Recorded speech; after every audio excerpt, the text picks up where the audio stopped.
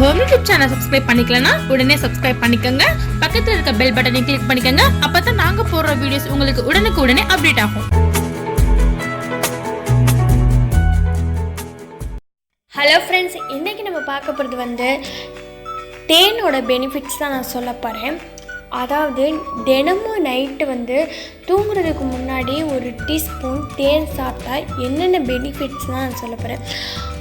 அது சாப்பிட்றதுனால, அதாவது நம்ம தூங்குறதுக்கு முன்னாடி அந்த நைட்டு சாப்பிட்றதுனால நமக்கு ஏகப்பட்ட நன்மைகள் இருக்குன்னே சொல்லலாம்.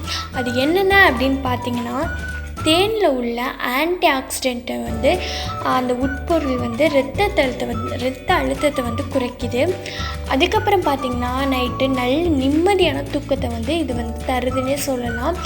அதுக்கப்புறம் இந்த வறட்டு இருமல்னு சொல்லுவாங்க. அந்த வறட்டு இருமல்லேருந்தும் இது நம்ம அந்த தேன் சாப்பிட்றதுனால அந்த வறட்டு இருமல்லேருந்தும் விடுவிக்கும். அதுக்கப்புறம் பார்த்திங்கன்னா, அந்த கல்லீரலோட செயல்பாட்டிற்கு தேவையான ஃப்ரூக்டோஸ், அப்புறம் குளுக்கோஸ் அதெல்லாம் தேனில் இருக்கிறதுனால இது ஒரு ஆரோக்கியமான கல்லீரலை தருதுன்னே சொல்லலாம். அதுக்கப்புறம் பார்த்திங்கன்னா, உடல் பருமனால் நிறைய பேர் அவதிப்படுவாங்க. அதாவது அதாவது வெயிட்டில் ரொம்பவே அவதிப்படுவாங்க. அவங்களாம் தினமும் ஒரு டீஸ்பூன் தேனை நைட்டு தூங்க போகிறதுக்கு முன்னாடி சாப்பிட்டு டெய்லி இதை சாப்பிட்டு வந்தாங்க அப்படின்னா அவங்களுக்கு இந்த உடல் எடை குறையிறதுக்கு ரொம்பவே சான்சஸ் இருக்குதுன்னு சொல்லலாம்.